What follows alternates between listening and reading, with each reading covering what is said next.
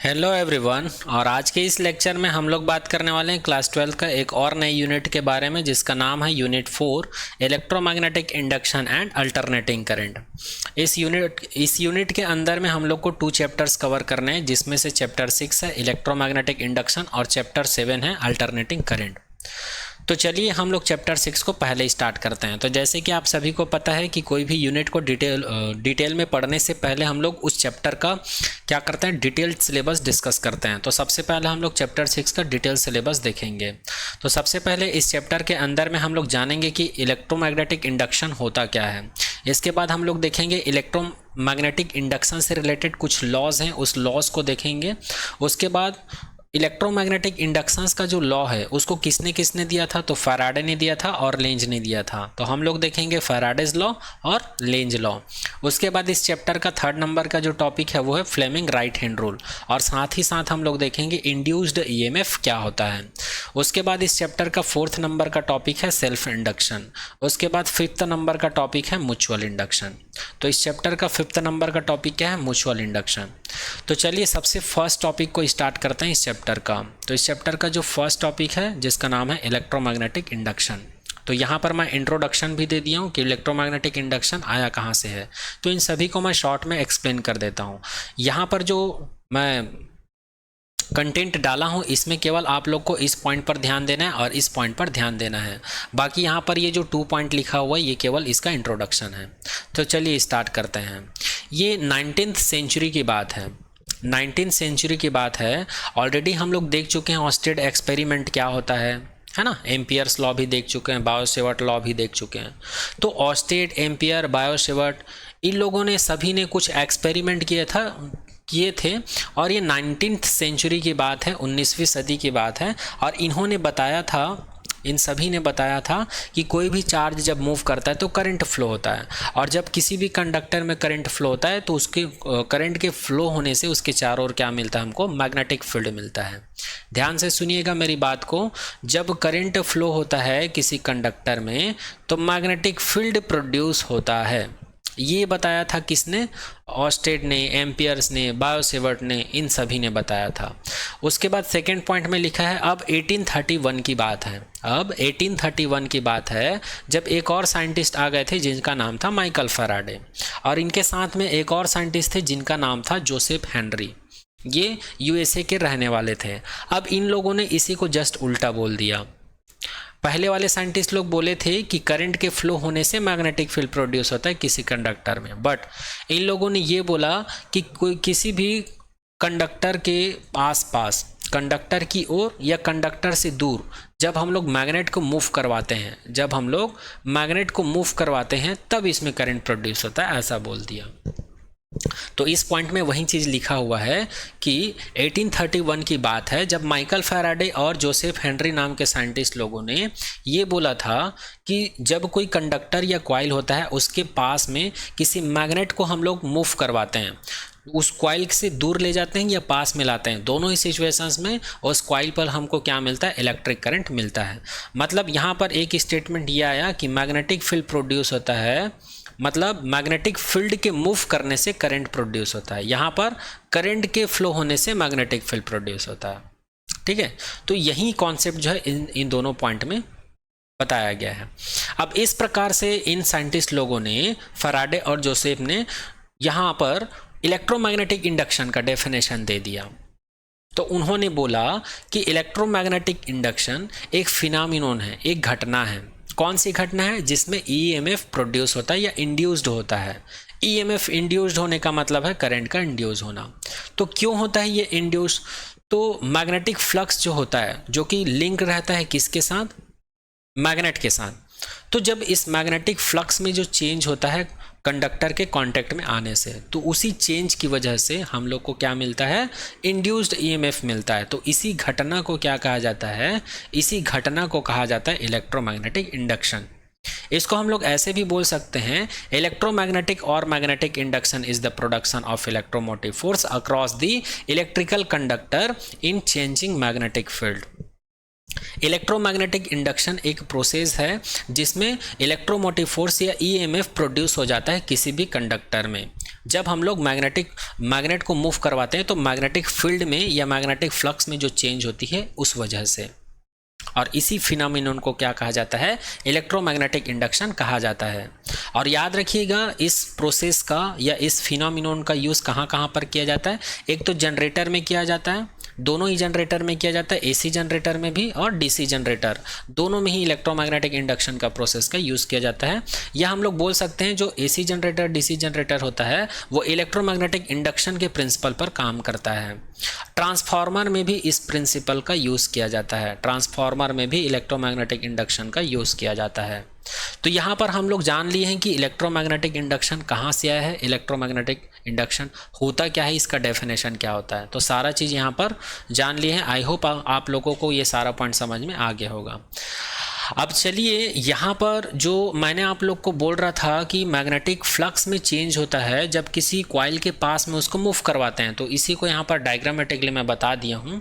हम लोग कंसीडर कर लेते हैं ये एक होलो पाइप है हमारे पास, इसमें हम लोग वायर को क्या कर दिए हैं, कॉइल को वाउंड कर दिए हैं, इसमें वायर को वाउंड कर दिए और यहाँ पर हम लोग एक मैग्नेट लिए हैं और इस मैग्नेट को जब हम लोग मूव करवाते हैं, इस मैग्नेट को जब हम लोग मूव करवाते हैं तो इसको जो फ्लक्स लाइन है इसमें चेंज होता है।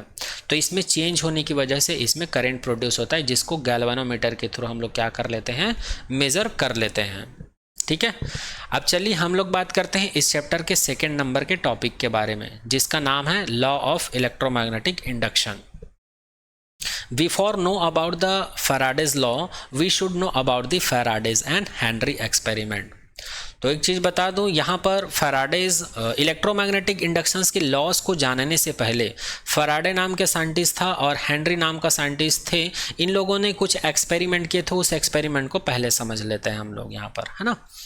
एक्सपेरिमेंट 1 में क्या किए थे इन लोग, जैसे कि यहाँ पर दिखाया गया है डायग्राम में, हम लोग एक मैग्नेट लेते हैं जिसमें नॉर्थ पोल होता है, साउथ पोल होता है और एक कॉइल लेते हैं। और जैसे ही मैग्नेट के नॉर्थ पोल को हम लोग मूव करवाते हैं कॉइल की तरफ, तो यहाँ पर जो मैग्नेटिक फ्लक्स है इसमें चेंजेस होता है। कॉइल से जैसे ही पास से मूव करवाते हैं तो इसमें फ्लक्स में चेंजेस होता है जिससे कि इसमें करंट प्रोड्यूस होता है। और ये जो कॉइल में जो करंट प्रोड्यूस हो रहा है वो हमें कैसे पता चलता है, तो यहाँ पर गैल्वेनोमीटर हम लोग लगा दिए हैं जैसे कि हमको पता चलता है इस कॉइल में करंट फ्लो होने लगा है। अच्छा, यहाँ पर एक चीज़ याद रखिएगा, अगर नॉर्थ पोल को हम लोग मूव करवा रहे हैं कॉइल की तरफ तो कॉइल में जो इलेक्ट्रिक करंट प्रोड्यूस होगा या ईएमएफ प्रोड्यूस होगा उसका डायरेक्शन क्या होगा, एंटी क्लॉकवाइज डायरेक्शन होगा। और याद रखिएगा गैल्वेनोमीटर जो है इसका जो पॉइंटर है वो अपोजिट डायरेक्शन में मूव करता है। जैसे कि करंट जो है इस डायरेक्शन में ऐसे घूम रहा है या फ्लो हो रहा है, तो यहाँ पर पॉइंटर को देखो ये राइट साइड में ऐसे डिफ्लेक्ट हो रहा है।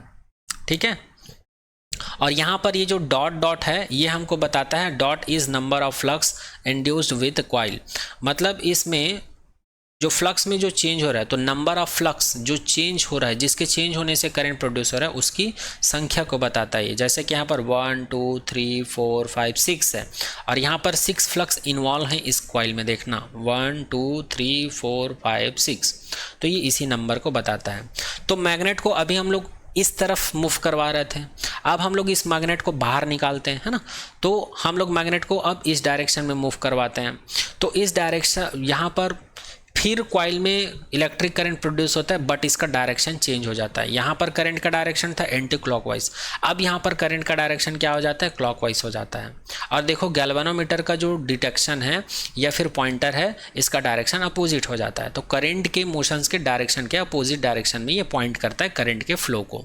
और यहाँ पर अभी कॉइल में जब मैग्नेट इधर मूव कर रहा है तो कॉइल में जो फ्लक्स इन्वॉल्व है वो कितने हैं, 1 और 2 है, इसलिए यहाँ पर 2 पॉइंटर लगाया गया है। वैसे ये बॉक्स में जो दिया हुआ पॉइंटर ये उतना इंपॉर्टेंट नहीं है बट डायग्राम में है इसलिए मैं बता रहा हूँ कि ये क्या इंडिकेट कर रहा है ना। तो आई होप ये दोनों डायग्राम आप लोग को समझ में आ गया होगा। और इसी एक्सपेरिमेंट में फैराडे और हेनरी ने ये भी बता दिया था कि जब मैग्नेट मूव करता है, मैग्नेट जब मूव नहीं करता है, रेस्ट रहता है, तो यहाँ पर हम लोग को गैल्वेनोमीटर में किसी भी प्रकार का डिफ्लेक्शन देखने को नहीं मिलता है। यहाँ पर क्या है, कॉइल भी यहाँ पर रेस्ट पर है, मतलब इसकी वेलोसिटी 0 है ना। और यहाँ पर मैग्नेट भी रेस्ट पर है, मतलब इसकी वेलोसिटी 0 है। तो इस सिचुएशंस में हमको कोई भी करंट नहीं मिलता है, इसीलिए गैल्वेनोमीटर में कोई भी डिफ्लेक्शन नहीं दिखा रहा है।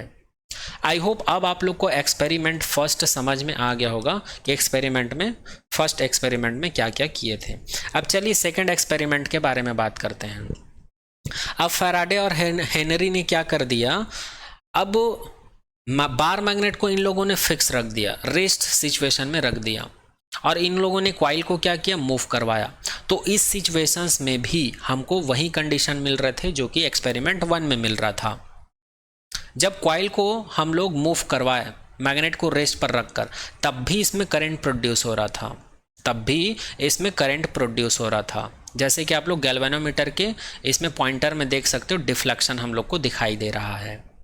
ठीक है, तो एक्सपेरिमेंट 2 से हम लोग को क्या समझ में आया कि मैग्नेट को रेस्ट में रखने पर, कॉइल को मूव करवाने पर भी हमको करंट मिलता है। और एक्सपेरिमेंट 1 से क्या समझ में आया, एक्सपेरिमेंट 1 से समझ में आया कि मैग्नेट को मूव करवाने पर, कॉइल को रेस्ट करके, तब भी हमको करंट मिलता है। और जब कॉइल रेस्ट पर है और मैग्नेट रेस्ट पर है तो वहाँ पर हमको कोई करंट नहीं मिलता है गैल्वेनोमीटर में।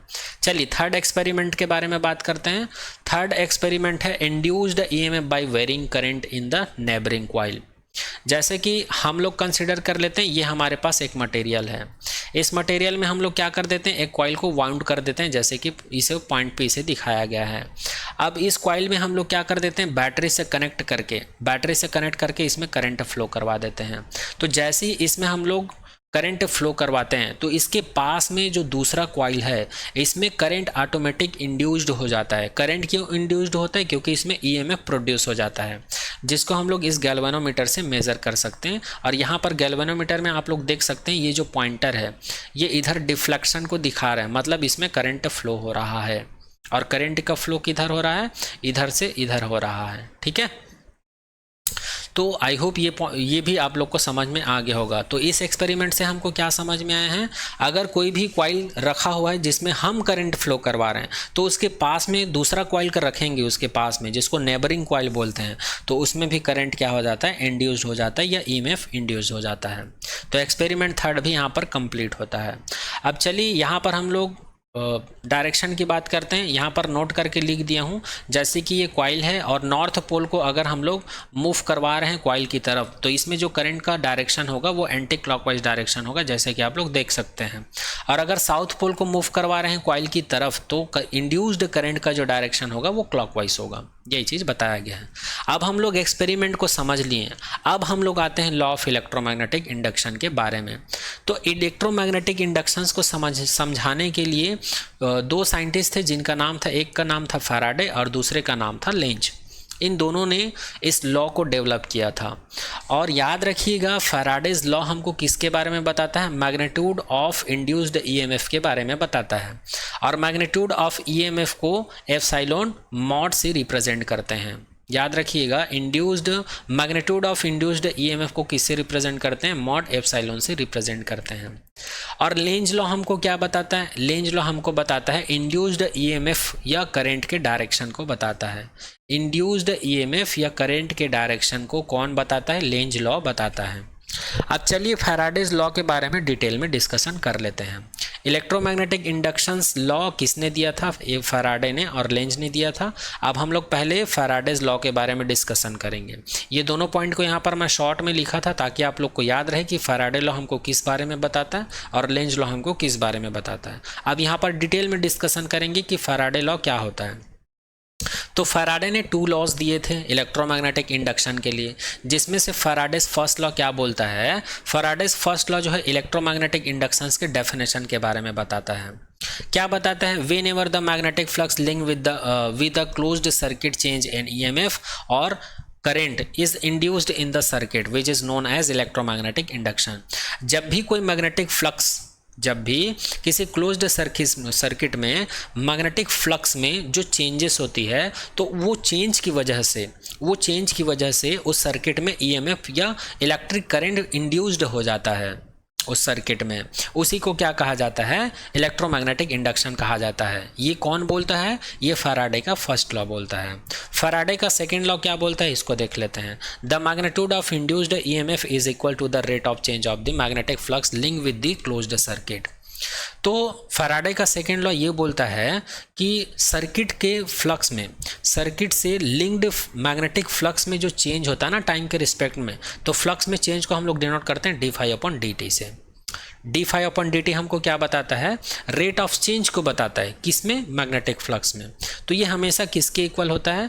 जो सर्किट में ईएमएफ इंड्यूस होता है उसके मैग्नीट्यूड के इक्वल होता है। तो इसको कहा जाता है फैराडे का सेकेंड लॉ। चलिए आगे बढ़ते हैं। अब आगे बात करते हैं हम लोग लेंज लॉस के बारे में। तो लेंज लॉ क्या बोलता है हमको? तो मैं पहले ही बता चुका हूँ, ये डायरेक्शन के बारे में बताता है। और इसका स्टेटमेंट क्या है? दिस लॉ स्टेट दैट, ये लॉ कहता है कि the direction of induced current, जो प्रेरित धारा है या जो इंड्यूस्ड करेंट है, इसका जो डायरेक्शन है, is such that it oppose the cause of which produce, जो इंड्यूस्ड करंट है उसका डायरेक्शन वही डायरेक्शन होता है जिस कारण से ये प्रोड्यूस हुआ रहता है। एक बार और बोल देता हूँ, लेंज लॉ हमको ये कहता है कि किसी भी सर्किट में जो इंड्यूस्ड करंट का जो डायरेक्शन होता है, इसका डायरेक्शन वही होता है जिस कारण से ये प्रोड्यूस हुआ रहता है, ये उसी का अपोज करता है, वही डायरेक्शन होता है इंड्यूस्ड करंट का। तो इस प्रकार से it oppose the change in magnetic flux. और ये अपोज किसका करता है? तो मैग्नेटिक फ्लक्स को चेंज करने के लिए अपोज करता है। और इसी को हम लोग डायग्रामेटिकली यहाँ पर समझ सकते हैं। जैसे कि ये एक बार मैग्नेट ले लिया हूँ और एक कॉइल ले लिया हूँ, तो हम लोग को पता है जब वो मैग्नेट की नॉर्थ पोल को कॉइल की तरफ टुवर्ड द कॉइल हम लोग मूव करवाते हैं तो इसमें करंट फ्लो होने लगता है। और करंट का डायरेक्शन क्या होता है? एंटी क्लॉकवाइज होता है। और मैं आप लोग को पहले ही बता चुका हूँ, किसी भी कॉइल में जब एंटी क्लॉकवाइज डायरेक्शन में जब करंट फ्लो होता है तो वो मैग्नेट के कौन से पोल की तरफ बिहेव करता है? नॉर्थ पोल की तरफ बिहेव करता है। तो कॉइल में भी नॉर्थ पोल है और मैग्नेट भी नॉर्थ पोल है, तो ये दोनों एक दूसरे को अपोज करेंगे कि नहीं? अपोज करेंगे। तो इसी को यहाँ पर बोला गया है कि किसी भी कॉइल में जो करंट इंड्यूस होता है उस करंट का डायरेक्शन वही होता है जिसके कारण से वो प्रोड्यूस हुआ रहता है, वो उसका विरोध करे।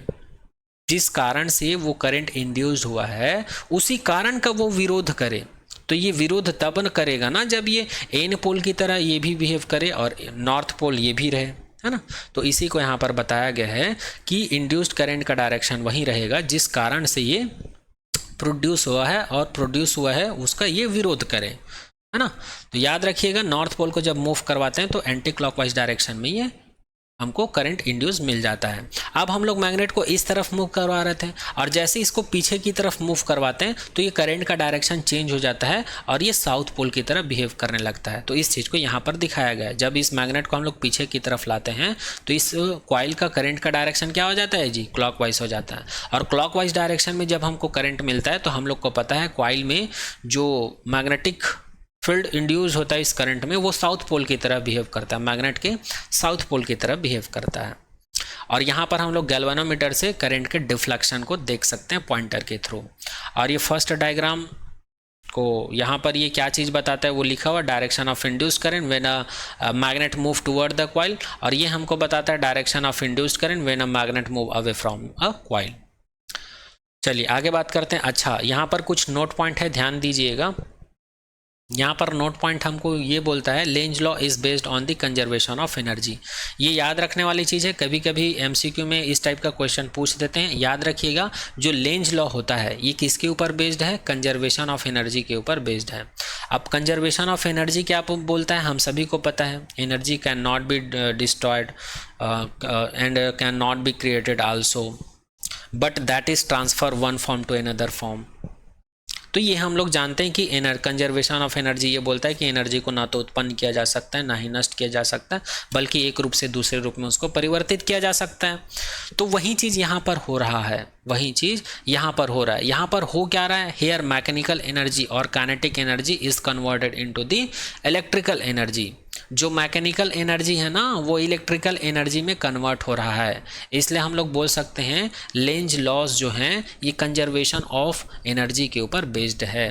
सेकेंड पॉइंट में नोट करके लिखा हुआ यहाँ पर, जो करंट होता है और इंड्यूस्ड करंट और इंड्यूस्ड ईएमएफ जो होता है ये दोनों ही स्केलर क्वांटिटी होता है, इस चीज़ को याद रखिएगा। चलिए आगे बात करते हैं mathematical treatment of law of electromagnetic induction. अभी जो हम लोग अभी जो लेंज लॉ पढ़े हैं, फैराडेज लॉ पढ़े हैं, ये दोनों ही इलेक्ट्रोमैग्नेटिक इंडक्शंस का लॉ है, तो इसका मैथमेटिकल ट्रीटमेंट क्या होता है उसको भी देख लेते हैं।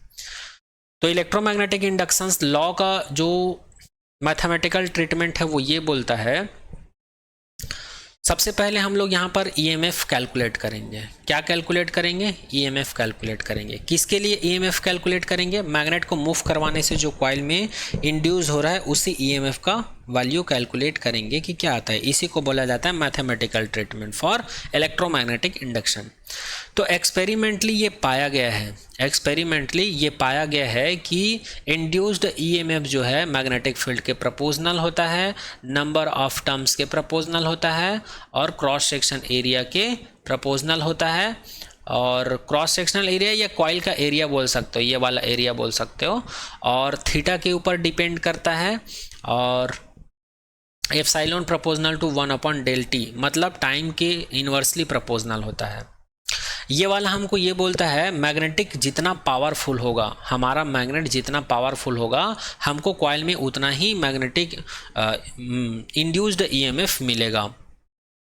और सेकेंड वाला ऑब्जर्वेशन ये बोलता है कि जितना नंबर ऑफ टर्म्स होगा कॉइल में, हमको उतना ही ईएमएफ मिलेगा। थर्ड वाला ऑब्जर्वेशन हमको ये बोलता है कि इस कॉइल का ये वाला एरिया जितना ज़्यादा होगा उतना ही ज़्यादा हमको ईएमएफ मिलेगा। और ये वाला हमको ये बोलता है कि ये वाला जो मैग्नेट है, अभी ये मैग्नेट जो है इस तरफ जा रहा है, ये इस तरफ जा रहा है, तो अभी यहाँ पर एंगल कितना है? एंगल या तो यहाँ पर 0 हो सकता है या 180 डिग्री हो सकता है। जब ये इस डायरेक्शन में इधर जाएगा तो यहाँ पर एंगल 0 होगा, जब बाहर आएगा तो ये 180 डिग्री हो जाएगा। तो यहाँ पर एंगल का वैल्यू जैसे जैसे बढ़ता है वैसे ही यहाँ पर इंड्यूस्ड ईएमएफ का वैल्यू भी बढ़ता है। बट यहाँ पर हम लोग साइन थीटा ना लेकर कॉस थीटा क्यों लिए, साइन थीटा क्यों नहीं लिए? तो इसका रीज़न ये है, यहाँ पर जो फ्लक्स में चेंज होती है, वो हॉरिजॉन्टली होता है, इसलिए यहाँ पर कॉस थीटा लिए हैं, साइन थीटा नहीं लिए, क्योंकि वर्टिकल में चेंज नहीं होता है, इस डायरेक्शन में चेंज होता, वर्टिकली चेंज होता अगर फ्लक्स में, तो यहाँ पर साइन थीटा ले सकते थे, है ना। अगर साइन थीटा लेंगे तो यहाँ पर ये 0 भी हो सकता है, जबकि ये 0 वाला कंडीशन यहाँ पर आएगा ही नहीं, इसलिए यहाँ पर कॉस थीटा लेते हैं, है ना, क्योंकि हमारा जो फ्लक्स है वो इस डायरेक्शन में हॉरिजॉन्टली चेंज हो रहा है। आगे बात करते हैं epsilon inversely proportional to time. तो ये बोलने का मतलब ये है कि जितना स्पीड में या जितनी ज़्यादा वेलोसिटी से ये मैग्नेट मूव करेगा उतना ही ज़्यादा हमको इंड्यूस्ड ईएमएफ मिलेगा। और हमको वेलोसिटी के डेफिनेशन से पता है डिस्प्लेसमेंट अपॉन टाइम होता है, मतलब यहाँ पर टाइम का वैल्यू कम होगा, ये जितना ज़्यादा मूव करेगा वेलोसिटी उतना ही ज़्यादा होगा, जितना जल्दी जल्दी मूव करेगा वेलोसिटी उतना ही ज़्यादा होगा, मतलब टाइम का वैल्यू यहाँ कम हो रहा है।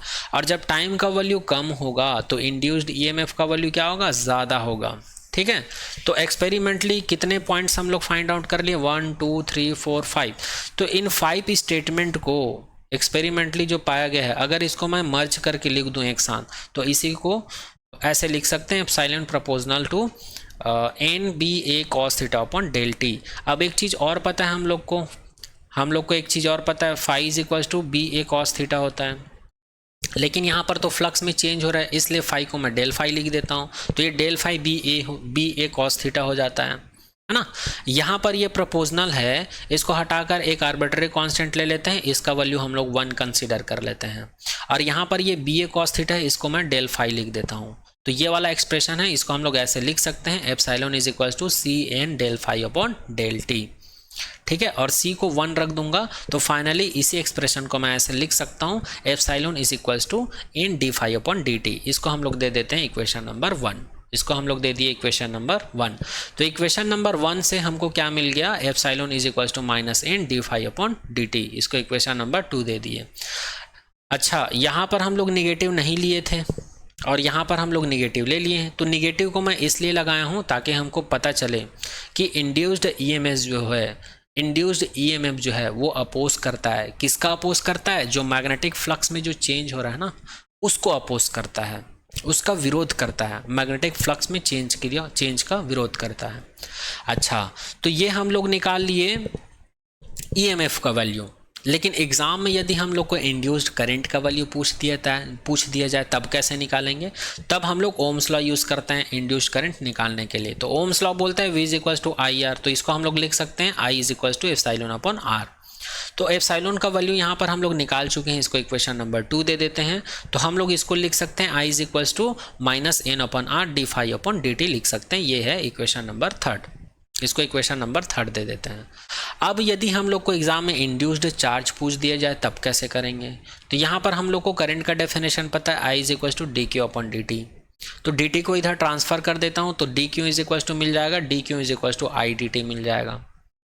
तो यहाँ से मैं क्या कर देता हूँ, इक्वेशन नंबर 3 से करंट का वैल्यू रख देता हूँ। तो डी क्यू कितना मिल जाता है, D Q is equals to minus N upon R D phi upon D T मिल जाता है, और ये डी टी पहले से था। तो यहाँ पर डी टी कैंसिल आउट हो जाएगा। तो डी क्यू का वैल्यू कितना मिल गया जी, D Q is equals to minus N upon R D phi मिल गया। ठीक है, तो इसको कहा जाता है इंड्यूस्ड चार्ज, इसको कहा जाता है इंड्यूस्ड करंट, और इसको कहा जाता है इंड्यूस्ड ईएमएफ। तो यहाँ पर ये टॉपिक भी कंप्लीट होता है। आई होप ये पॉइंट का इस टॉपिक का सारा पॉइंट भी आप लोग को समझ में आ गया होगा। अब चलिए इस चैप्टर के 3rd टॉपिक के बारे में बात करते हैं, और इस चैप्टर का जो 3rd नंबर का टॉपिक है वो है Fleming right hand rule and induced EMF. तो इस टॉपिक के अंदर में 2 टॉपिक कवर हैं। 3rd नंबर का टॉपिक है इस चैप्टर का, और इस टॉपिक के अंदर में 2 टॉपिक कवर है, जिसमें से फर्स्ट टॉपिक है फ्लेमिंग राइट हैंड रूल। तो चूंकि हम लोग को पता है फ्लेमिंग लेफ्ट हैंड रूल होता है, फ्लेमिंग ने 2 टाइप के रूल दिए थे हैंड से रिलेटेड, जिसमें से फर्स्ट था लेफ्ट हैंड रूल और सेकंड था राइट हैंड रूल। तो हम लोग ऑलरेडी देख चुके हैं पिछले चैप्टर्स में कि फ्लेमिंग लेफ्ट हैंड रूल का यूज़ हम लोग क्यों करते हैं, फोर्स के डायरेक्शन को पता लगाने के लिए। वैसे ही यहाँ पर Fleming right hand rule second rule है इसका, और इसका यूज़ हम लोग कब करते हैं, इसका यूज़ हम लोग तब करते हैं जब किसी मैग्नेटिक फील्ड में कोई कंडक्टर मूव करता है। तो मूव करने की वजह से उसमें जो करंट इंड्यूस होता है, उसी करंट की डायरेक्शंस को पता लगाने के लिए हम लोग फ्लेमिंग राइट हैंड रूल का यूज़ करते हैं, और वही चीज़ यहाँ पर लिखा हुआ है। जैसे कि मैं कंसिडर कर लेता हूँ ये मैग्नेट का नॉर्थ पोल है और ये मैग्नेट का साउथ पोल है, और यहाँ पर एक कंडक्टर ले लिए हैं ए बी। इस कंडक्टर को मैं इस डायरेक्शन में मूव करवा रहा हूँ। तो इस कंडक्टर को इस डायरेक्शन में मूव करवाने से इसमें एक करंट इंड्यूस होता है। तो उसी करंट की डायरेक्शंस को पता लगाने के लिए जिस रूल का इस्तेमाल करते हैं उसी को फ्लेमिंग राइट हैंड रूल कहा जाता है। और इस इंड्यूस्ड करंट के डायरेक्शंस को पता लगाने के लिए हम लोग क्या करते हैं, जो मैग्नेटिक फील्ड का जो डायरेक्शन है, मैग्नेटिक फील्ड का डायरेक्शन क्या होता है, हमेशा नॉर्थ टू साउथ होता है। तो उसी डायरेक्शन में हम लोग अपने 4 फिंगर को इंडिकेट करते हैं, और 4 फिंगर को इंडिकेट करने के बाद मिडिल फिंगर और हम अपने थंब को क्या करते हैं, स्ट्रेच करते हैं। तो स्ट्रेच करने के बाद जो हमारा मिडिल फिंगर है ये हमेशा करंट के डायरेक्शन को इंडिकेट करता है, और थंब जो है हमेशा मोशंस के डायरेक्शन को इंडिकेट करता है। तो इसी को क्या कहा जाता है, फ्लेमिंग राइट हैंड रूल कहा जाता है।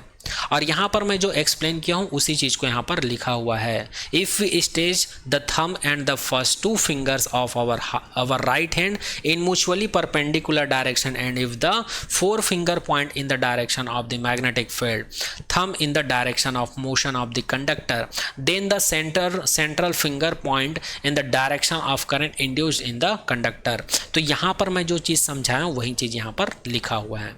तो यहाँ पर फ्लेमिंग राइट हैंड रूल भी क्या होता है, कंप्लीट होता है।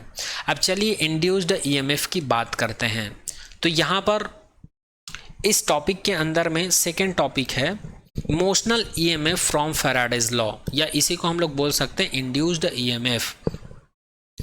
तो यहाँ पर हम लोग कंसीडर कर लेते हैं हमारे पास एक यूनिफॉर्म मैग्नेटिक फील्ड है जिसको वेक्टर बी से रिप्रेजेंट किए हैं, और इस मैग्नेटिक फील्ड का जो डायरेक्शन है इसको हम लोग यहाँ पर इन्वर्ट कंसीडर किए हैं। यहाँ पर मैग्नेटिक फील्ड का डायरेक्शन इन्वर्ट कंसीडर किए हैं, और इसी यूनिफॉर्म मैग्नेटिक फील्ड में एक वायर से बना हुआ एक लूप कंसीडर कर लेते हैं, और जिसका रेजिस्टेंस हम लोग लगभग 0 कंसीडर कर सकते हैं। तो यहाँ पर ये एक लूप दिख रहा होगा आप लोगों को जिसका नाम है PQRS। एक्चुअल में ये वाला जो दिख रहा है ये एक फ्रेम है, मेटल वायर का बना हुआ एक फ्रेम है जिसके ऊपर हम लोग इस रॉड को रख दिए हैं और ये वाला रॉड को क्या नाम दिए, PQ नाम दिए हैं और इसके वजह से यहाँ पर एक लूप क्रिएट हो रहा है।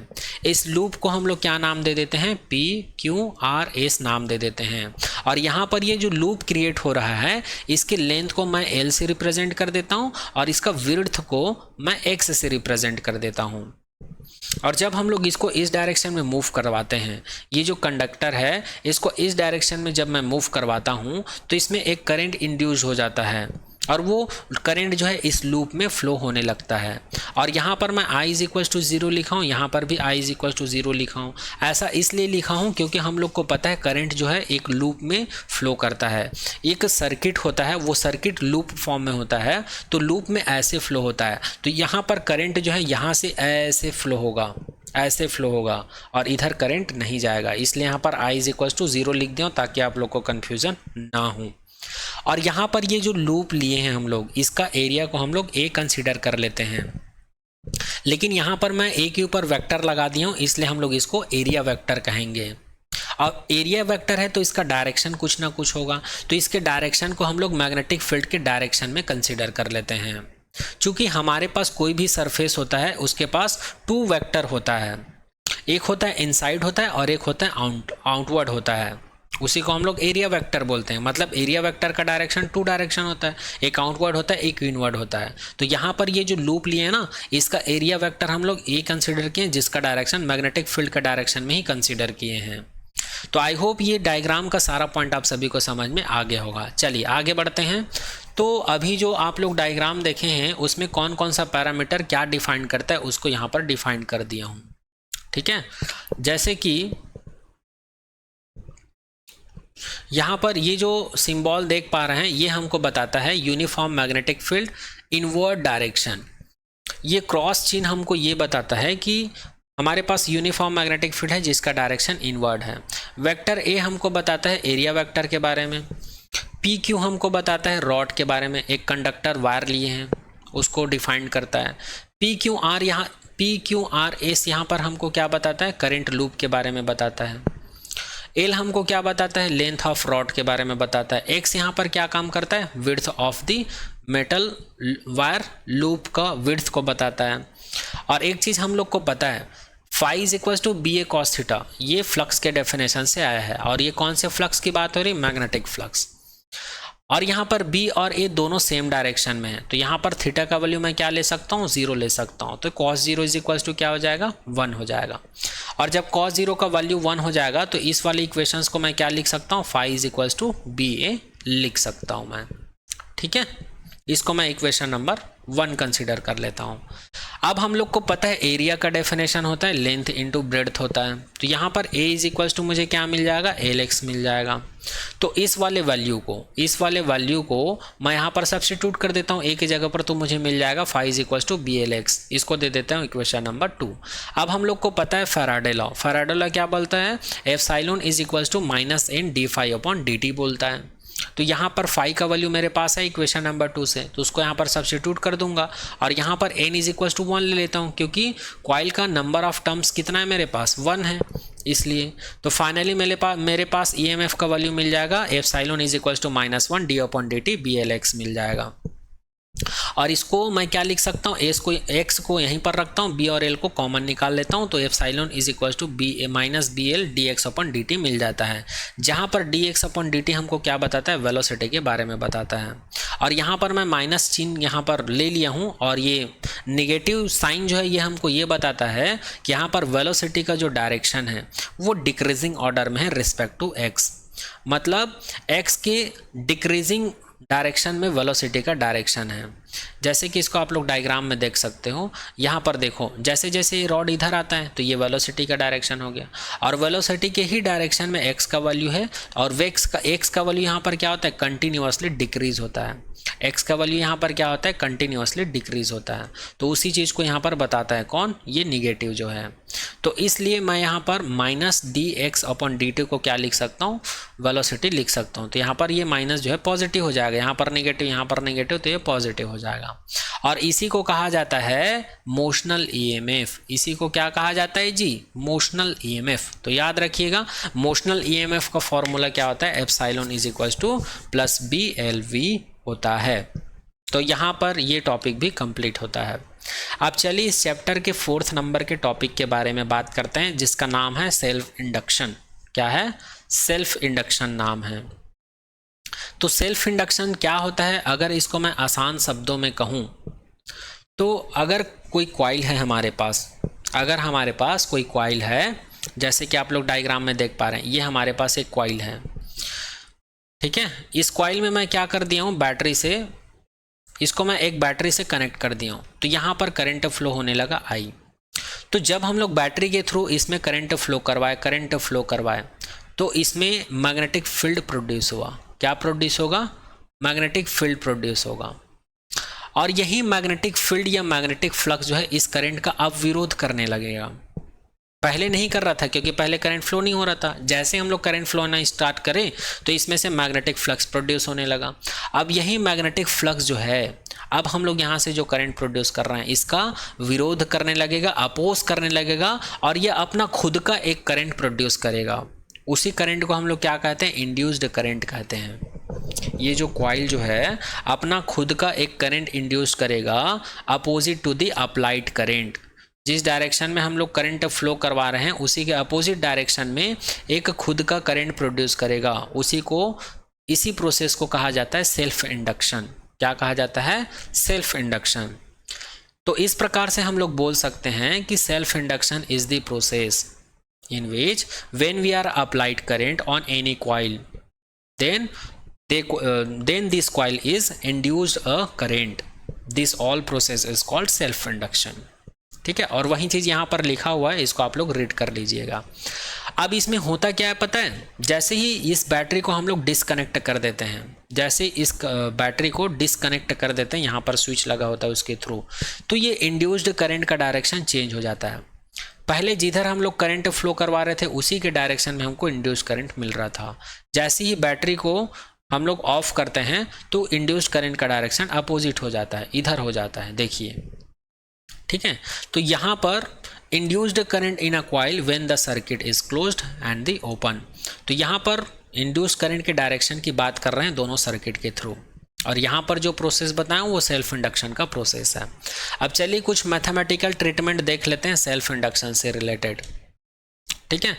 तो सबसे पहले हम लोग बात करते हैं कोफिशिएंट ऑफ सेल्फ इंडक्शन की। सबसे पहले किसकी बात करते हैं? कोफिशिएंट ऑफ सेल्फ इंडक्शन की। तो यहाँ पर इस प्रोसेस से एक्सपेरिमेंटली ये पाया गया है कि इसमें जितना ज़्यादा इंड्यूस्ड करंट प्रोड्यूस होगा मतलब फ्लक्स में उतना ही चेंज होगा, या इसको हम लोग ऐसे बोल सकते हैं कि जितना ज़्यादा यहाँ पर फ्लक्स प्रोड्यूस होगा या फ्लक्स में जितना चेंज होगा उतना ही ज़्यादा यहाँ पर इंड्यूस्ड करंट हमको मिलेगा। तो इस प्रकार से 5 प्रोपोर्शनल टू I बोल सकते हैं। और प्रोपोर्शनलिटी को हटाकर अगर हम लोग प्रोपोर्शनल कांस्टेंट यूज़ करें तो ये इसको L से डिनोट करते हैं, तो 5 इज इक्वल टू हमको LI मिल गया, जहाँ पर L को कहा जाता है सेल्फ इंडक्टेंस, या इसी को कहा जाता है कोफिशिएंट ऑफ सेल्फ इंडक्शन, और I को कहा जाता है इंड्यूस्ड करंट, और phi को कहा जाता है फ्लक्स, मैग्नेटिक फ्लक्स। अब हम लोग को पता है फैराडे लॉ से क्या होता है? Epsilon is equal to minus d∅/dt होता है। तो यहाँ पर phi का वैल्यू हमारे पास क्या है? LI है। तो इस वैल्यू को इक्वेशन नंबर 1 के वैल्यू को यहाँ पर रखने पर हमको क्या मिल जाएगा? phi is equal to minus d/dt, bracket में मिल जाएगा LI मिल जाएगा। यहाँ पर L को कॉमन निकाल लेते हैं क्योंकि L एक प्रोपोर्शनल कांस्टेंट है, तो phi इज इक्वल टू हमको क्या मिल जाएगा? माइनस L इंटू में di/dt मिल जाएगा। इसको दे देते हैं इक्वेशन नंबर 2। आगे बात करते हैं। अब आगे हम लोग क्या करते हैं? अगर मैं यूनिट करंट लूँ, अगर करंट को मैं यूनिट ले लूँ मतलब I is equal to 1 ampere ले लूँ, और जो करंट में जो चेंज का रेट है उसको मैं 1 एम्पियर ले लूँ, तो ये कितना हो जाएगा? तो इक्वेशन नंबर 1 क्या था हमारे पास? इक्वेशन नंबर 1 था phi is equal to LI था। तो यहाँ पर I का वैल्यू अगर 1 ले लूँ तो मुझे phi इज इक्वल टू क्या मिलेगा? phi is equal to L मिलेगा। और अगर इक्वेशन नंबर 2 क्या था? phi is equal to minus L di/dt था। अगर मैं di/dt को क्या ले लूँ? 1 एम्पियर ले लूँ, तो यहाँ पर एप्सिलॉन इज इक्वल टू क्या मिलेगा? केवल माइनस L मिलेगा। अब बात करते हैं यूनिट ऑफ सेल्फ इंडक्टेंस की। तो सेल्फ इंडक्टेंस का यूनिट कैसे निकालेंगे? तो यहाँ पर हम लोग को पता है phi is equal to minus L upon D I upon D T होता है। एल का यूनिट चाहिए, इसलिए एल को यहीं रखता हूँ, बाकी को इधर ट्रांसफर करता हूँ। तो एल इज इक्वल टू मुझे क्या मिल जाता है? Minus epsilon upon D I upon D T मिल जाता है। तो यूनिट में तो माइनस का कोई काम नहीं रहता, यहाँ पर केवल यूनिट की बात करते हैं। तो ईएमएफ का यूनिट होता है वोल्ट। ईएमएफ का यूनिट क्या होता है जी? वोल्ट होता है। और करंट का यूनिट क्या होता है? एम्पियर। टाइम का यूनिट क्या होता है? सेकेंड। तो इसको मैं लिख सकता हूँ volt upon ampere per second. अब सेकेंड ऊपर चला जाएगा तो इसी को मैं लिख सकता हूँ 1 वोल्ट एम्पियर इनवर्स सेकेंड। तो याद रखिएगा जो सेल्फ इंडक्टेंस होता है, सेल्फ इंडक्टेंस को किससे डिनोट करते हैं? कैपिटल एल से।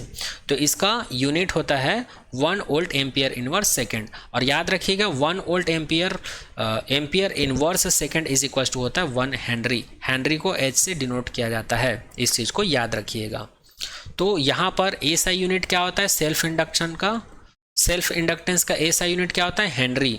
और यदि 1 हेनरी इज इक्वल टू क्या होता है करके पूछेंगे तो बोलिएगा 1 वोल्ट एम्पियर इनवर्स सेकेंड होता है। चलिए अब बात करते हैं डायमेंशन ऑफ सेल्फ इंडक्टेंस की। तो फिर से हम लोग यही फॉर्मूला यूज़ करेंगे। तो हम लोग को पता है L is equal to epsilon upon D I upon D T होता है। इसको मैं ऐसे भी लिख सकता हूँ, एप्सिलॉन डी टी को ऊपर ले जाऊंगा, आई को नीचे, तो ये डी टी अपॉन डी आई हो जाएगा। अब इसको मैं क्या लिख सकता हूँ? इसको मैं लिख सकता हूँ डब्ल्यू अपन क्यू, क्योंकि हमें पता है ईएमएफ का डेफिनेशन क्या होता है? W upon Q. तो मुझे मिल जाएगा L is equal to W upon Q cross D T upon D I मिल जाएगा। अब हम लोग को पता है डब्ल्यू को जूल से मेजर करते हैं और यहाँ पर क्यू है, तो क्यू को मैं सेकेंड से डिवाइड कर दूंगा और सेकेंड से मल्टीप्लाई कर दूंगा। तो ये हो जाएगा करंट का डेफिनेशन, तो ये हो जाएगा एम्पियर और ये वाला सेकेंड यहाँ पर है। और ये टाइम का क्या हो जाएगा? यूनिट सेकंड हो जाएगा। ये वाले करंट का यूनिट एम्पियर हो जाएगा। अब ये वाला सेकंड कैंसिल आउट हो जाएगा, तो मुझे क्या मिल जाएगा? जूल। और ये हो जाएगा एम्पियर, एम्पियर का स्क्वायर, ये ऊपर जाके ए के पावर में -2 हो जाएगा। अब हमको ये पता है 1 joule is equal to newton metre होता है और 1 newton is equal to kilogram metre per second square metre होता है। और इसको मैं क्या लिख सकता हूँ? मीटर मल्टीप्लाई होके kilogram metre square per second square हो जाएगा। तो फाइनली मैं इसको क्या लिख सकता हूँ? L is equal to kilogram metre square second की पावर में -2 एम्पियर की पावर में -2 हो जाएगा। तो यहाँ पर इसका डायमेंशन फॉर्मूला आ गया, किलोग्राम को m की पावर 1 लिखेंगे, मीटर स्क्वायर को L स्क्वायर लिखेंगे, सेकेंड स्क्वायर को हम लोग लिखेंगे t के पावर -2 और एम्पियर को एम्पियर ही रखेंगे। तो यही इसका क्या हो जाएगा? डायमेंशन फार्मूला हो जाएगा। किसका?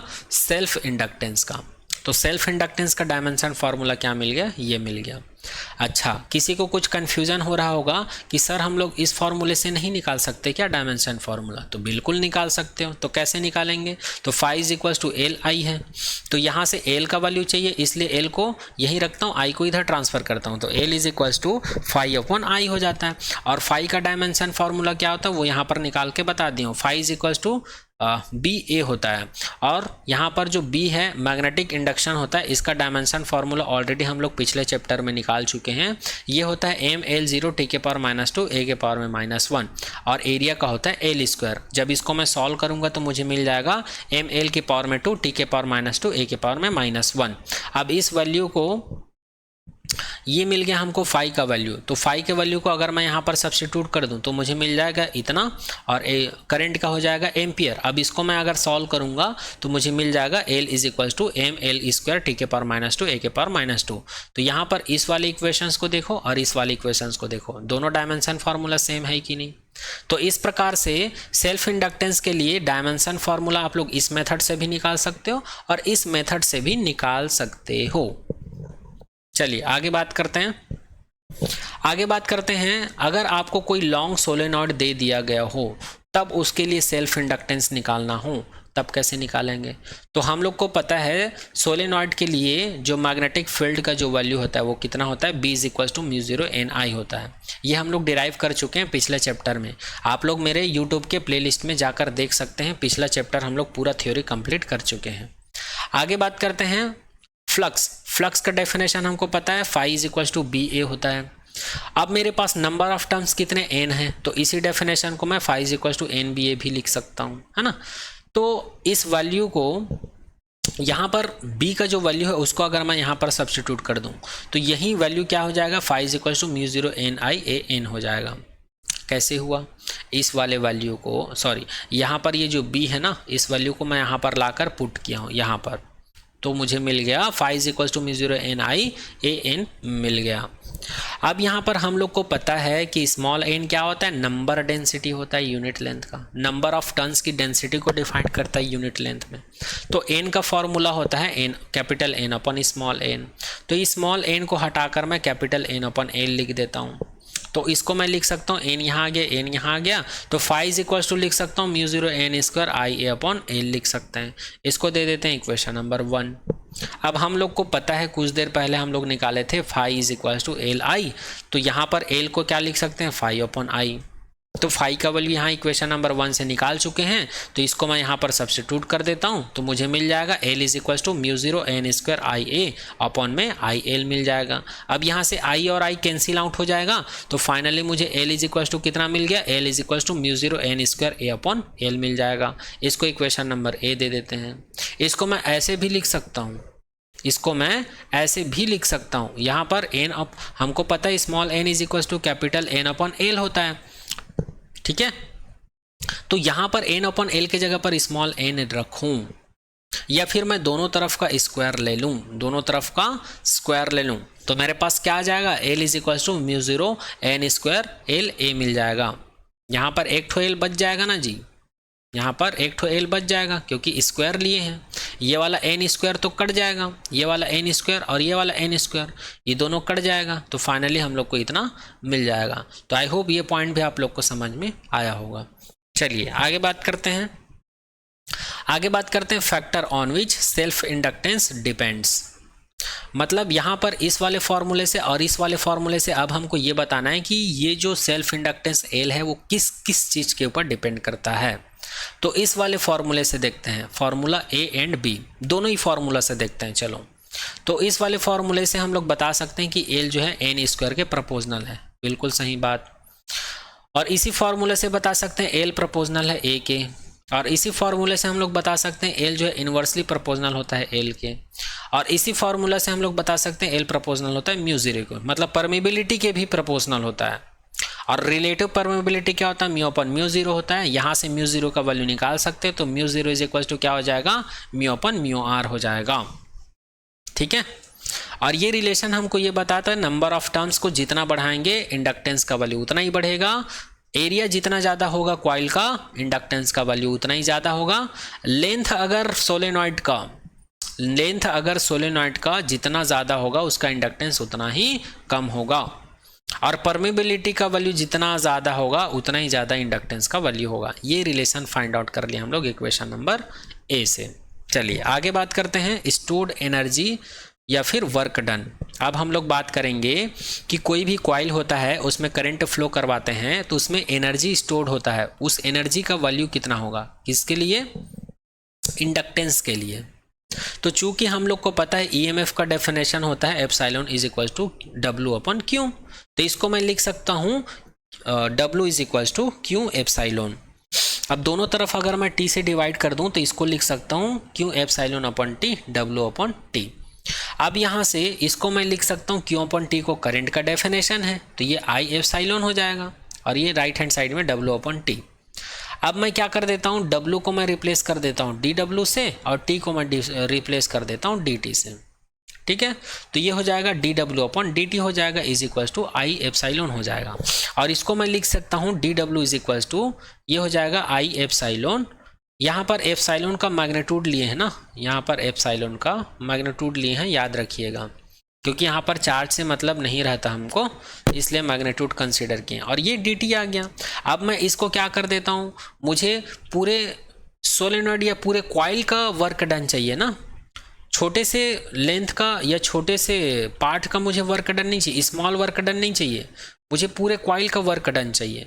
इसलिए मैं इसको इंटीग्रेट कर देता हूँ 0 से I तक, क्योंकि करंट जो है पूरे कॉइल में बहता है, पूरे कॉइल में फ्लो होता है, पूरे कॉइल में इंड्यूस्ड होता है ना, तो 0 से I तक मैं इसको क्या कर देता हूँ, इंटीग्रेट कर देता हूँ। तो W is equal to 0 to I DW मिल जाता है, अब डी डब्ल्यू का वैल्यू यहाँ से सब्स्टिट्यूट कर देता हूँ तो मुझे मिल जाता है आई, और एप्सिलॉन का वैल्यू, एप्सिलॉन का मैग्नीट्यूड का वैल्यू क्या था हम लोग के पास जी, एप्सिलॉन का वैल्यू क्या था हम लोग के पास, minus L D I upon D T था, बट इसका मैग्नीट्यूड लेंगे तो ये पॉजिटिव हो जाएगा जो निगेटिव है, तो यहाँ पर मुझे क्या मिलेगा, 0 से आई, ये हो जाएगा प्लस आई और ये हो जाएगा एल, और यहाँ पर डी टी कैंसिल आउट हो जाएगा, यहाँ पर डी आई आ जाएगा, और जब हम लोग इसका इंटीग्रेशन करेंगे तो ये डी आई है, ये आई है और एल बाहर निकल जाएगा, तो यहाँ पर आई के रिस्पेक्ट में आई का हम लोग इंटीग्रेशन करेंगे, यहाँ पर आई का डी आई के रिस्पेक्ट में इंटीग्रेशन करेंगे तो ये क्या हो जाएगा, आई स्क्वायर अपन 2 हो जाएगा। तो इसी को मैं यहाँ पर लिख दिया हूँ, W इज इक्वल टू क्या मिल गया, 1/2, ये L तो बाहर निकल गया था तो ये L है, और जब इसका इंटीग्रेशन करेंगे तो आई स्क्वायर हो जाएगा, आई स्क्वायर अपन 2 को इधर लिख दिया। तो फाइनली हम लोग को जो इंडक्टर होता है इसमें स्टोर्ड एनर्जी कितना मिल गया जी, ये मिल गया W is equal to 1/2 L I का स्क्वायर। जैसे कि कैपेसिटर में स्टोर्ड एनर्जी निकालते थे ना जी, U is equal to W is equal to 1/2 CV का स्क्वायर, सेम वैसे ही यहाँ पर हम लोग इंडक्टेंस के लिए निकाले हैं एनर्जी या फिर वर्क डन। यहाँ पर एनर्जी को, W को मैं एनर्जी क्यों बोल रहा हूँ, क्योंकि हम लोग को पता है वर्क डन जो है एनर्जी के इक्वल होता है, इसलिए तो W is equal to U is equal to 1/2 LI square, ये मिल गया हमको स्टोर्ड एनर्जी फॉर इंडक्टेंस के लिए। अब चलिए इस चैप्टर के लास्ट टॉपिक के बारे में बात करते हैं जिसका नाम है म्यूचुअल इंडक्शन। ये इस चैप्टर का लास्ट टॉपिक है, तो यहाँ पर इसका डेफिनेशन लिखा हुआ है, इसको आप लोग रीड कर लीजिएगा। मैं डायरेक्ट इसको यहाँ पर इस डायग्राम के थ्रू समझा देता हूँ। हम लोग कंसीडर कर लेते हैं ये हमारे पास एक कॉइल है, इस कॉइल में जैसे ही मैं बैटरी के थ्रू करंट फ्लो करवाता हूँ तो इस कॉइल में क्या हो जाता है, इलेक्ट्रिक करंट फ्लो होने लगता है। लेकिन जैसे ही इसके पास में एक दूसरे कॉइल को लाता हूँ, जिसमें गैल्वेनोमीटर कनेक्ट है, तो इसमें इसके वजह से ईएमएफ इंड्यूस्ड हो जाता है। क्या इंड्यूस हो जाता है, ईएमएफ या फिर करंट, ईएमएफ या फिर करंट इंड्यूस्ड हो जाता है इस वाले कॉइल में, जबकि इससे ये टच नहीं है, केवल पास में रखें उसके बाद भी। तो इसी घटना को, इसी फिनोमिनन को या इसी प्रोसेस को क्या कहा जाता है, म्यूचुअल इंडक्शन कहा जाता है। जिस प्रकार सेल्फ इंडक्शन एक प्रोसेस था, उसी प्रकार म्यूचुअल इंडक्शन भी एक प्रोसेस है, एक घटना है, जिसमें किसी भी कॉइल में हम लोग करंट फ्लो करवाते हैं और उसके पास में एक दूसरे कॉइल को रखते हैं तो उसमें भी करंट इंड्यूस्ड हो जाता है। इसी फिनोमिनन को, इसी घटना को क्या कहते हैं, म्यूचुअल इंडक्टेंस कहते हैं। और यहाँ पर जिस कॉइल में हम लोग करंट फ्लो करवाते हैं इसको प्राइमरी कॉइल कहते हैं, और जिस कॉइल में करंट इंड्यूस्ड होता है उस कॉइल को हम लोग सेकेंडरी कॉइल कहते हैं। और सेकेंडरी कॉइल में जो करंट फ्लो होता है उसको हम लोग गैल्वेनोमीटर के थ्रू मेजर कर लेते हैं। तो इसी प्रोसेस को कहा जाता है म्यूचुअल इंडक्टेंस। अब चलिए कोफिशिएंट ऑफ म्यूचुअल इंडक्शन की बात करते हैं। तो यहाँ भी सेल्फ इंडक्शन की तरह ही प्रोसेस होता है, इसमें उतना ही ज़्यादा करंट इंड्यूस होगा जितना ज़्यादा इसके फ्लक्स में चेंज होगा। यहाँ से जो करंट फ्लो करवाते हैं ना, तो इसमें क्या जनरेट होता है, magnetic flux, magnetic field line produce होता है, और इस फील्ड लाइन में जितना चेंज होता है उतना ही ज़्यादा करंट इंड्यूस होता है। उसी चीज़ को यहाँ पर लिखा गया है कि फाई जो है हमेशा प्रोपोर्शनल होता है करंट के, इंड्यूस्ड करंट के। तो यहाँ पर मैं प्रोपोर्शनल को हटाकर एक कांस्टेंट यूज़ करता हूँ जो कि है m, तो ये हो जाएगा phi is equal to m, जहाँ पर इस m को ही कहा जाता है कोफिशिएंट ऑफ म्यूचुअल इंडक्शन, या इसी को कहा जाता है म्यूचुअल इंडक्टेंस। क्या कहा जाता है, म्यूचुअल इंडक्टेंस। अब चूंकि हम लोग को पता है फैराडे लॉ से होता है phi epsilon is equal to minus D phi upon D T होता है, ये हम लोग को पता है। तो यहाँ पर मैं क्या करता हूँ, फाई का वैल्यू सब्स्टिट्यूट कर देता हूँ तो मुझे मिल जाता है एप्सिलॉन इज इक्वल टू, ये m कांस्टेंट है इसलिए मैं इसको बाहर में लिखा हूँ तो minus m D I upon D T मिल जाता है। इसी को कहा जाता है EMF, किसके लिए, म्यूचुअल इंडक्शन के लिए EMF कहा जाता है। अब यहाँ पर मैं क्या कर लेता हूँ, करंट को यूनिट कंसिडर कर देता हूँ, और जो करंट में जो चेंज हो रहा है टाइम के रिस्पेक्ट में उसको भी यूनिट कंसिडर कर लेता हूँ। तो इक्वेशन नंबर 1 से जब मैं करंट के वैल्यू को 1 रखता हूं तो फाई जो है म्यूचुअल इंडक्टेंस के इक्वल हो जाता है। और इक्वेशन नंबर 2 में भी जब मैं करंट के रेट को 1 करता हूं, यूनिट करता हूं, तो जो इंड्यूस्ड ईएमएफ है वो भी म्यूचुअल इंडक्टेंस के इक्वल हो जाता है। ठीक है, यहाँ पर नेगेटिव चार्ज हमको केवल ये बताता है कि यहाँ पर जो इंड्यूस्ड ईएमएफ है या जो करंट फ्लो करवा रहे हैं वो यहाँ पर जो इंड्यूस्ड करंट दे रहा है, वो इंड्यूस्ड करंट हमको क्यों मिल रहा है जी, वो फ्लक्स में मैग्नेटिक फ्लक्स का अपोज कर रहा है इस वजह से। तो यहाँ पर नेगेटिव चार्ज हमको ये बताता है कि यहाँ पर मैग्नेटिक फ्लक्स का अपोज हो रहा है, ठीक है, केवल अपोजिंग प्रॉपर्टीज को ही बताता है। आगे बात करते हैं म्यूचुअल इंडक्टेंस के यूनिट के। तो हम लोग अभी अभी ये फॉर्मूला निकाले हैं, epsilon is equal to minus M into D I upon D T निकाले हैं। तो यहाँ पर इसका यूनिट चाहिए ना मुझे, इसलिए एम को यहीं पर रखता हूँ, बाकी को इधर ट्रांसफर करता हूँ, तो मुझे मिल जाएगा M is equal to epsilon upon D I upon D T. यहाँ पर माइनस को कंसिडर कर भी सकते हो, नहीं भी कर सकते हो, वैसे तो यूनिट में माइनस का रोल नहीं रहेगा, इसलिए नहीं लोगे तब भी चलेगा। तो इसका यूनिट क्या हो गया, इसको मेजर करते हैं वोल्ट से, करंट को मेजर करते हैं एम्पियर से, और टाइम को मेजर करते हैं सेकेंड से। तो म्यूचुअल इंडक्टेंस का क्या आ गया जी, unit 1 volt ampere inverse second आ गया है। तो इस प्रकार से ये 1 वोल्ट एम्पियर इनवर्स सेकेंड ये वही यूनिट है जो हम लोग को सेल्फ इंडक्टेंस का मिलता था। और 1 volt ampere inverse second is equals to क्या होता है, 1 हेनरी होता है, ये भी हम लोग को पता है, ठीक है। तो यहाँ से हम लोग देखकर बता सकते हैं कि सेल्फ इंडक्टेंस और म्यूचुअल इंडक्टेंस दोनों का ही यूनिट क्या होता है, सेम होता है। तो डायमेंशन फॉर्मूला निकालने की जरूरत नहीं है, जब यूनिट सेम है तो डायमेंशन भी इसका क्या होगा, सेम होगा। और यहाँ पर मैं कैसे निकाला हूँ म्यूचुअल इंडक्टेंस का जो डायमेंशन है उसको आप लोग देख लीजिएगा, सेम प्रोसीजर है, इसी फॉर्मूले का यूज़ किए हैं और हम लोग को मिल गया है म्यूचुअल इंडक्टेंस का डायमेंशन फॉर्मूला m की पावर 1 l की पावर 2 t की पावर -2 a की पावर में -2, इसको आप लोग देख लीजिएगा। अब चलिए हम लोग बात करते हैं म्यूचुअल इंडक्टेंस की, किसके लिए, लॉन्ग सोलेनॉइड के लिए। जिस प्रकार लॉन्ग सोलेनॉइड के लिए हम लोगों ने सेल्फ इंडक्टेंस एल का वैल्यू देखे थे, उसी प्रकार म्यूचुअल इंडक्टेंस का वैल्यू देख लेते हैं। तो इसके लिए हम लोग कंसिडर कर लेते हैं, ये हमारे पास ब्लैक कलर का जो दिख रहा है एक लॉन्ग सोलेनॉइड है, जिसमें हम लोग एक बैटरी के थ्रू करंट फ्लो करवाते हैं, और इस करंट को मैं नाम दे देता हूँ I1। I1 क्या है, अप्लाइड करंट है। और इसके पास में ही हम लोग एक दूसरा कॉइल को रख देते हैं। तो यहाँ पर जो ब्लैक कलर का जो लॉन्ग सोलेनॉइड दिख रहा है या कॉइल दिख रहा है, इसको मैं S1 नाम दे देता हूँ, सोलेनॉइड 1 नाम दे देता हूँ, और जो दूसरा कॉइल है या दूसरा वाला जो सोलेनॉइड है उसको S2 नाम दे देता हूँ।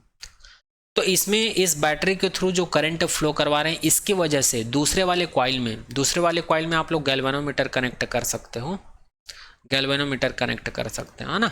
तो इसमें जो करंट फ्लो होता है I2 कंसिडर कर लेते हैं, इसको इंड्यूस्ड करंट बोल सकते हो आप लोग, है ना, इंड्यूस्ड करंट बोल सकते हो। तो ये I2 करंट प्रोड्यूस हो रहा है, और ये सोलेनॉइड का जो लेंथ है इसको मैं L कंसिडर कर लेता हूँ, और ये जो पहले वाला जो कॉइल था या सोलेनॉइड था, इसका रेडियस हम लोग R1 कंसिडर कर लेते हैं, और वो जो दूसरा वाला जो कॉइल था या सोलेनॉइड था, इसका रेडियस को हम लोग R2 कंसिडर कर लेते हैं। तो आई होप ये डायग्राम आप लोग को समझ में आ गया होगा, फिर भी एक बार यहाँ बता देता हूँ। S1 S2 का मतलब है सोलेनॉइड, I1 I2 का मतलब है करेंट, और N1 N2 का मतलब है number of turns, R1 R2 का मतलब है रेडियस, L का मतलब है length, small n1 small n2 का मतलब है number density of terms in unit length, B1 B2 का मतलब है मैग्नेटिक फील्ड, और phi1 phi2 का मतलब है flux, magnetic flux, coil 1 coil 2 के लिए, या फिर सोलेनॉइड 1 सोलेनॉइड 2 के लिए। अच्छा, इस डायग्राम को एक चीज़ और बता देता हूँ, इस डायग्राम को आप लोग अपोजिट भी कंसीडर कर सकते हो सकता है आप इधर से करंट फ्लो करवाएं और इसमें करंट इंड्यूस्ड हो, तो इधर गैल्वेनोमीटर लगा देना, ठीक है। लेकिन मैं इसको अपोजिट लेके चला हूँ, इधर मैं बैटरी लगा दिया हूँ, इधर गैल्वेनोमीटर। अगर आप लोग इसको अपोजिट करेंगे तब भी यही घटनाएं घटित होंगी यहाँ पर। अब चलिए आगे बात करते हैं।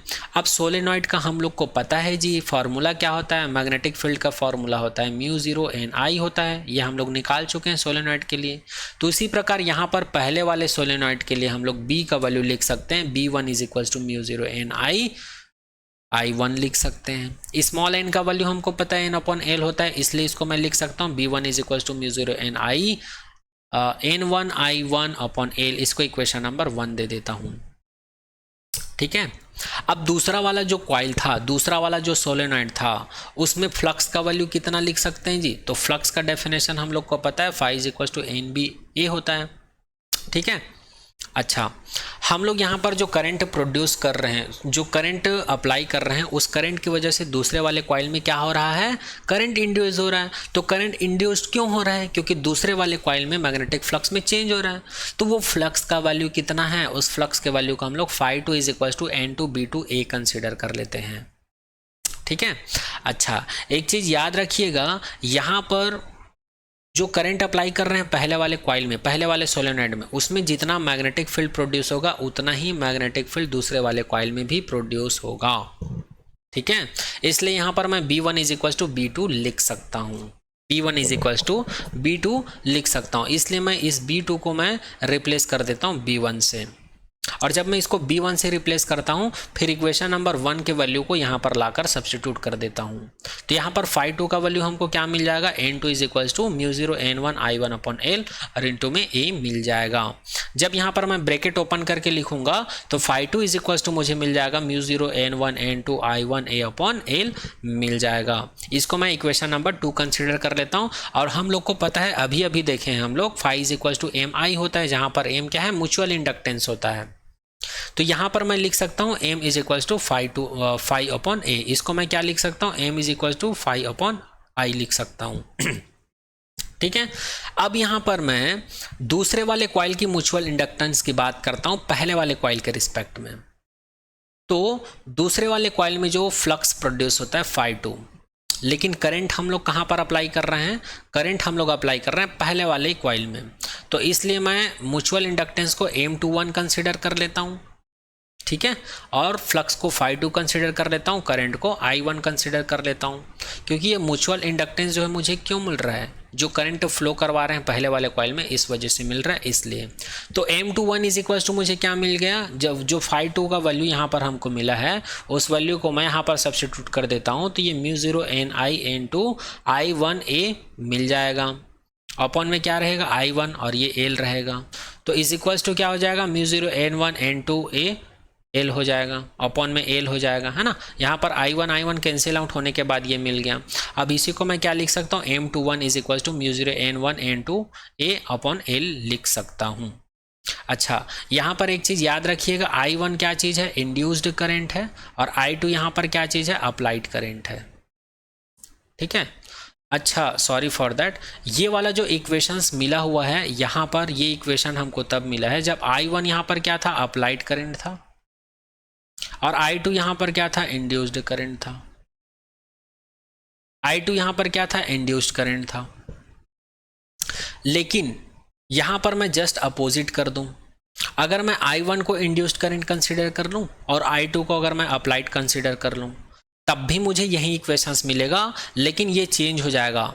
यहां पर दूसरे वाले कॉइल का ये म्यूचुअल इंडक्टेंस है पहले वाले कॉइल के रिस्पेक्ट में। अब इस फॉर्मूले को इस वाले सिचुएशंस के लिए मैं ऐसा लिख देता हूं, पहले वाले कॉइल का म्यूचुअल इंडक्शन दूसरे वाले कॉइल के रिस्पेक्ट में। तो ये मिल जाएगा M12 = वही फॉर्मूला मिलेगा, μ0 N1 N2A/L। ऐसा इसलिए मिलता है क्योंकि जो अप्लाइड जो करंट है वो इंड्यूस्ड करंट के इक्वल होता है लगभग। क्योंकि भाई जितना करंट हम लोग प्रोवाइड करेंगे उतना ही करंट तो प्रोड्यूस होगा ना कॉइल में, तो इसलिए ये दोनों इक्वल है, ऐसा कंसिडर कर सकते हैं हम लोग। ठीक है। यहां भी हम लोग बोल सकते हैं, ये करंट को हम लोग इंड्यूस्ड करंट भी बोल सकते हैं, अप्लाइड करंट भी बोल सकते हैं, क्योंकि जितना करंट देंगे उतना ही ज़्यादा फ्लक्स में चेंज होगा, और जितना ज़्यादा फ्लक्स में चेंज होगा उतना ही करंट प्रोड्यूस होगा। तो यहाँ पर जो अप्लाइड करंट है वो इंड्यूस्ड करंट के इक्वल हो सकता है। तो इसलिए भी ये दोनों क्या हो जाएंगे, कैंसिल आउट हो जाएंगे अगर इसको इंटरचेंज करें तो।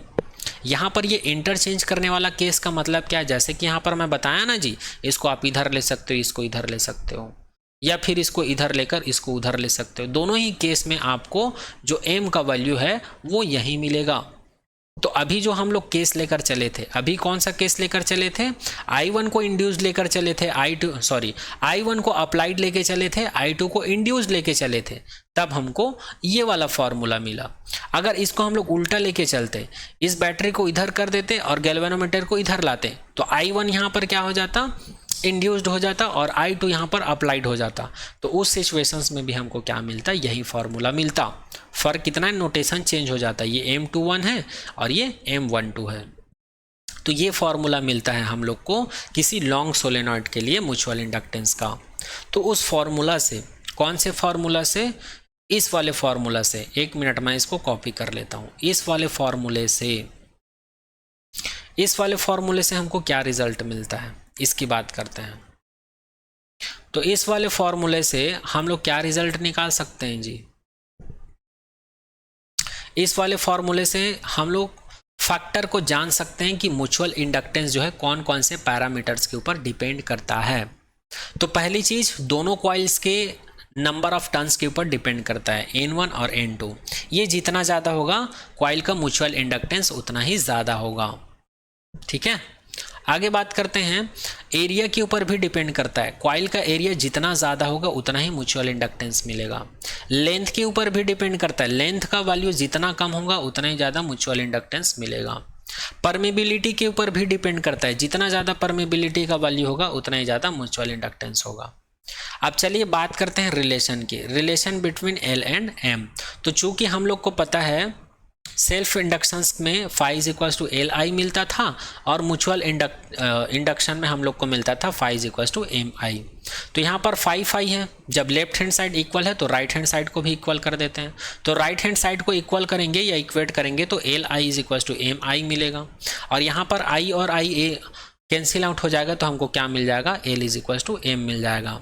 तो यहाँ से ये समझ में आता है कि सेल्फ इंडक्शंस की जो मैग्नीट्यूड होता है वही मैग्नीट्यूड म्यूचुअल इंडक्टेंस का भी होता है। तो आई होप ये सारा पॉइंट आप लोगों को समझ में आ गया होगा। तो यहाँ पर इस चैप्टर का जितना भी इम्पोर्टेंट टॉपिक था सिलेबस का वो सब कंप्लीट होता है।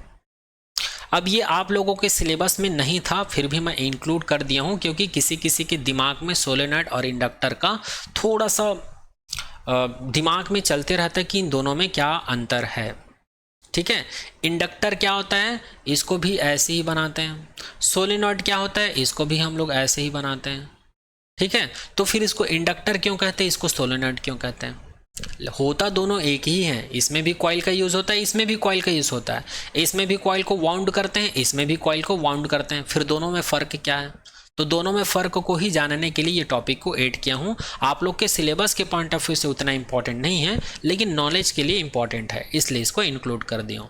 तो चलिए देखते हैं, सबसे पहले सोलेनॉइड के बारे में बात करते हैं। It is a coil with a helical structure. ये तो हम लोग को पता है, सोलेनॉइड क्या होता है, हेलिकल शेप का एक स्ट्रक्चर होता है जिसमें एक वायर लेते हैं। इसी वायर को जब हम लोग ऐसे वाउंड कर देते हैं, तो इसी को हम लोग सोलेनॉइड का नाम दे देते हैं। Solenoid are used to create a magnetic field. इसका यूज़ क्यों करते हैं? मैग्नेटिक फील्ड क्रिएट करने के लिए इसका इस्तेमाल करते हैं। और हम लोग देख भी चुके हैं कि सोलेनॉइड जो है एक बार मैग्नेट की तरह बिहेव करता है। थर्ड पॉइंट में लिखा है a solenoid is an inductor. Solenoid, इसको हम लोग इंडक्टर भी बोल सकते हैं, बट इंडक्टर को हम लोग सोलेनॉइड नहीं बोल सकते। इस बात को ध्यान देना, ये इस पॉइंट में कवर हो जाएगा इस वाले टॉपिक में। लास्ट पॉइंट में लिखा है it is made up of long thin wire wound into a coil shape. इसमें हम लोग क्या करते हैं, एक लंबा सा वायर लेते हैं, लंबा सा कॉइल लेते हैं और इसी को हम लोग क्या कर देते हैं, वाउंड कर देते हैं, तब हम लोग को मिलता है सोलेनॉइड। अब चलिए इंडक्टर के बारे में जानते हैं। तो इंडक्टर क्या होता है? It is a coil of wire wound around a central core iron और air that provide resistance to DC running through. तो इंडक्टर क्या होता है, इंडक्टर में भी एक कॉइल लेते हैं और इस कॉइल को क्या कर देते हैं, वाउंड कर देते हैं। लेकिन इस कॉइल को एक आयरन कोर लेते हैं, और इसके ऊपर वाउंड कर देते हैं। एक आयरन कोर लेते हैं और इसके ऊपर वाउंड कर देते हैं। अब ये आयरन जो है, जो आयरन कोर लेते हैं ये खोखला भी हो सकता है और सॉलिड भी हो सकता है। ये डिपेंड करता है हम जिस डिवाइस में इसको यूज़ करेंगे उस डिवाइस के ऊपर डिपेंड करेगा। तो इसको हम लोग ऐसे वाउंड कर देते हैं। और इसका यूज़ किस लिए करते हैं, इसका यूज़ हम लोग रेजिस्टेंस के तौर पर करते हैं। जितने भी डीसी सोर्सेस होता है, डीसी सोर्सेस डिवाइस होता है, उसमें यूज़ करते हैं। जैसे कि रेडियो हो गया, एफएम हो गया, टीवी हो गया, या फिर ट्रांसमीटर, रिसीवर, इन सभी में करते हैं। अच्छा, यहाँ पर मैं डीसी रनिंग बोल दिया हूँ और यहाँ पर टीवी, रेडियो, डीवीडी ये सब बोला हूँगा तो कुछ लोग के दिमाग में फिर ये क्वेश्चन आया होगा कि यहाँ पर डीसी बात कर रहे हो, लेकिन वो सब तो एसी में चलता है। तो भाई एसी करंट हम लोग घर से देते हैं, लेकिन वो जैसे ही रिसीवर में, एफएम में, टीवी में जाता है तो उसमें बहुत सारे मदरबोर्ड में बहुत सारे इलेक्ट्रिक कंपोनेंट लगा रहता है जो उसको डीसी में कन्वर्ट कर देता है। उसमें बहुत सारा डायोड लगा रहता है, बहुत सारा रेक्टिफायर लगा रहता है ना, ट्रांसफार्मर लगा रहता है। ये सभी उसको डीसी में कन्वर्ट कर देता है एक दूसरे में ट्रांसफ़र करके, है ना। जो हम लोग का मोबाइल चार्जर है, मोबाइल चार्जर भी हम लोग घर से हमारे घर में जो इलेक्ट्रिक करंट फ्लो होता है वो एसी करंट है उसमें लगाते हैं, तो एसी को डीसी में कन्वर्ट करके हमारे मोबाइल में डालता है, क्योंकि हमारे मोबाइल और एडॉप्टर में ऐसा सिस्टम लगा है जो एसी को डीसी में कन्वर्ट कर देता है। उस सिस्टम को हम लोग रेक्टिफायर बोलते हैं, और रेक्टिफायर में डायोड का यूज़ किया जाता है, और कैपेसिटर का यूज़ करते हैं, और ट्रांसफार्मर का यूज़ करते हैं। ओके, आगे बात करते हैं। Inductor are devices that are used to regulate current and stored magnetic energy. जो इंडक्टर होता है इसका यूज़ करंट को रेगुलेट करने के लिए भी इसका इस्तेमाल करते हैं, और मैग्नेटिक एनर्जी को स्टोर करने के लिए भी इस्तेमाल करते हैं। Not all the inductors are solenoid.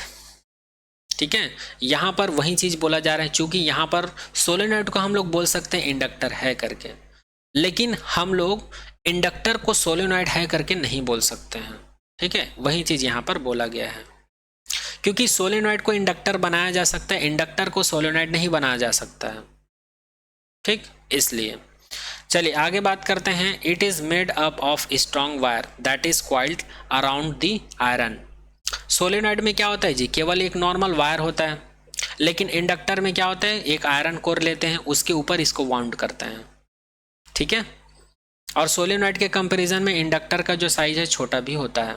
और यहाँ पर ये बोला जा रहा है कि जो इंडक्टर होता है इसको किससे बनाया जाता है, स्ट्रॉन्ग वायर से बनाया जाता है, स्ट्रॉन्ग वायर से बनाया जाता है, जबकि इसको एक पतली वायर से बनाया जाता है जो कि लंबा वायर होता है, इसीलिए लॉन्ग सोलेनॉइड भी पढ़ते हैं, है ना।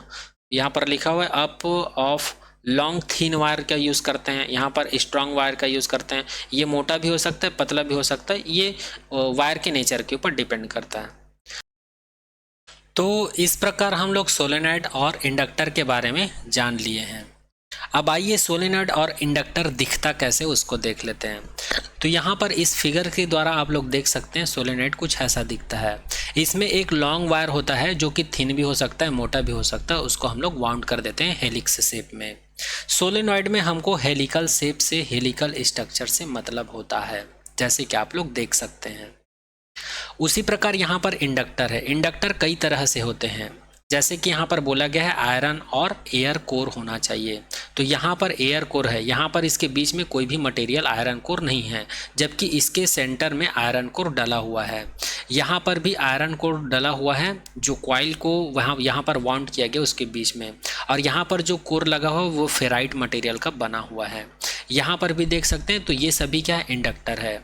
अच्छा, यहाँ पर एक वर्ड लिखा हुआ है कि सभी इंडक्टर्स जो हैं, not all the inductors are solenoid.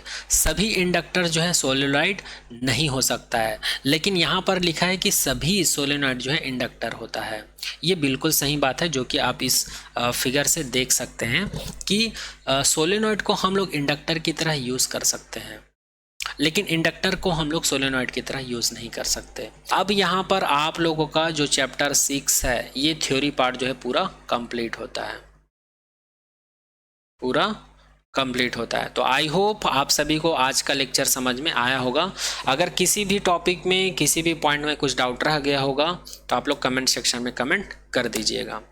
तो मिलते हैं आने वाले नेक्स्ट लेक्चर में एक नए चैप्टर के साथ, एक नए टॉपिक के साथ। तो आज के लेक्चर में ही तक। Thank you so much to all.